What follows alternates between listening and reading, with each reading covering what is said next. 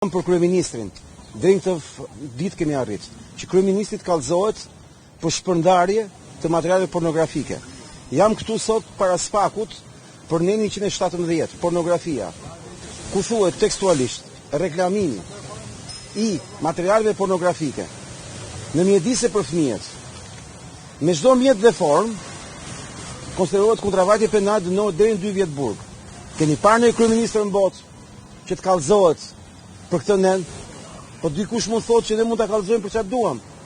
Po pra po, në këtë nen thuhet ajo që ka bërë Rama, që ju e keni në faqen e tij Facebook, ku i thotë fëmijëve të vegjël tekstualisht: shkoni, googloni Rama nudo.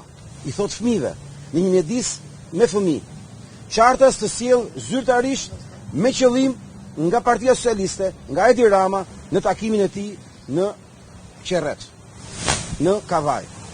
Kjo është një gjë që ka ndodhur këtë javë. Unë jam këtu në SPAK, kam sjell kallëzimin, siç e ka ligjin ne e dorëzojmë me postë. Unë jam këtu para SPAKut me këtë kallëzim ku tekstualisht thuhet linku ku Edi Rama, sekonda ku Edi Rama ka folur dhe i ka thënë fëmijëve të vegjël. Kemi videon në faqen e tij.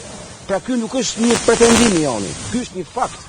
Ne kemi sjell faktin tek neni ku recitohet fakti, ku thuhet reklamimi i materialeve. A quhet reklamim kur kryeministri i thot fëmijëve të vegjël futuni në Google dhe googloni për Rama nudo. Dhe aty do më shikoni dhe i bën ca morale që s'ka asgjë të keq që e dali Lakuriq, dhe këto foto po t'i shikojmë në çdo lloj forme, në çdo lloj pamje, quhen materiale pornografike. Mjafton të futesh në një faqe pornografike dhe shef fotografi të ngjashme. Kjo është faqja e Edi Ramës, që është tashmë një faqe pornografike.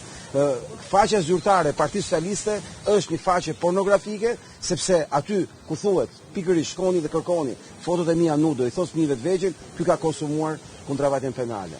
Nuk e di çfarë duhet bëjë më shumë një SPAK për ta trajtuar këtë çështje, po sikur dhe Prokuroria e Tiranës për shkak kompetencës se mund quhet kundravajtje penale. Kaq, mund të them ne gjë më shumë se kaq. Qofse keni pyetje, po pyetja më e mirë i bëhet Edi Ramës, jo mua. Pasur fakt edhe një përsëritje, ai kërkoi një ndjes për një deklaratë bërë dhe ditën e djeshme mos gaboi diçka përmendi me kasht me. Nuk ka kërkuar asnjë ndjes për fëmijët e vegjël. Ai ka thënë nuk kishte fëmijë. Po fëmijët janë aty. Fëmijët janë 16 vjeç, 14 vjeç, 13 vjeç. Janë djem dhe vajza. Domethënë në të dyja rastet ai ka konsumuar, dhe unë nuk e kuptoj dot një votues socialist që ka një vajzë në shtëpi që do votoj për një person që i thot fëmijëve të vegjël: futuni në Google dhe shikoni foto mia pornografike. Kaq është. Nuk di çfarë them më shumë. Faleminderit.